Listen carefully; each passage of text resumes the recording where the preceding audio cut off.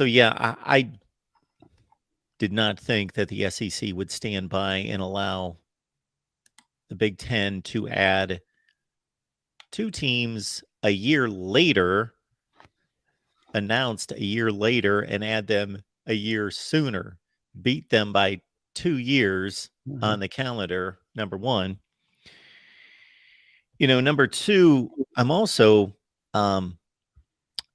interested and don't know how this played out, where again, we were in sync thinking this is a 2024 move, regardless of what we hear. And then, like you said, just a few days prior to the official announcement, there was all this talk that negotiations broke down and there are Mhm. certain aspects of the television deal could not be accommodated. And I was hearing things, and I'm sure you were, that if the Big 12 was given a slate of games uh, that would help financially, that they would release Oklahoma and Texas early.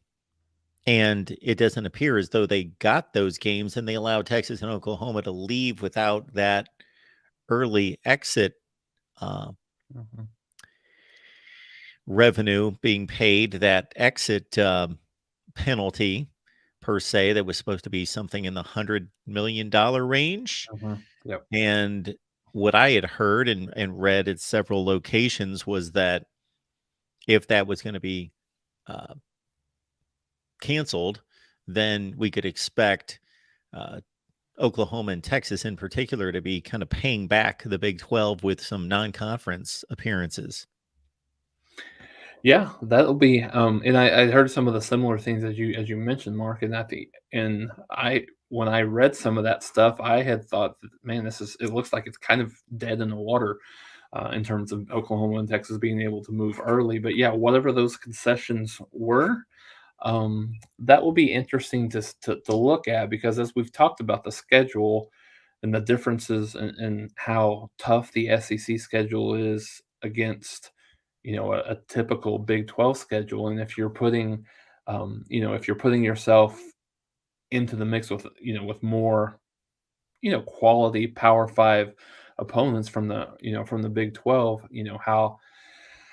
how successful does that set you up to be? So I think and that's one thing that has continued to be and will continue to be interesting from a scheduling philosophy perspective on, what that looks like. It seems like through the SEC schedules, a lot of those teams, when you specifically, if you look at a team like Alabama, like typically there's one marquee matchup in the non-conference, whether it's a typically up until this past year, it's been on a neutral side, but they got the home and home, with Texas now, and then they have typically maybe a lower level, some mid-range, non-power five opponent, and then a lot of times there's a FCS opponent or a very low tier, FBS opponent. So you would think that Oklahoma and Texas would operate somewhere under that same,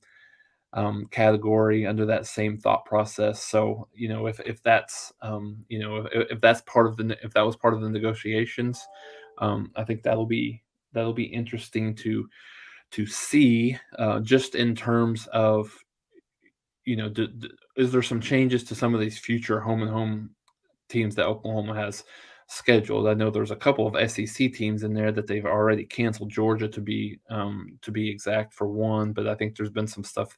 They've had some things with Notre Dame in the future, and some things with some other, high quality programs. So that will be very intriguing to see. Certainly for next year, if there's some Big 12 teams that Oklahoma continues to play, for the next a few years.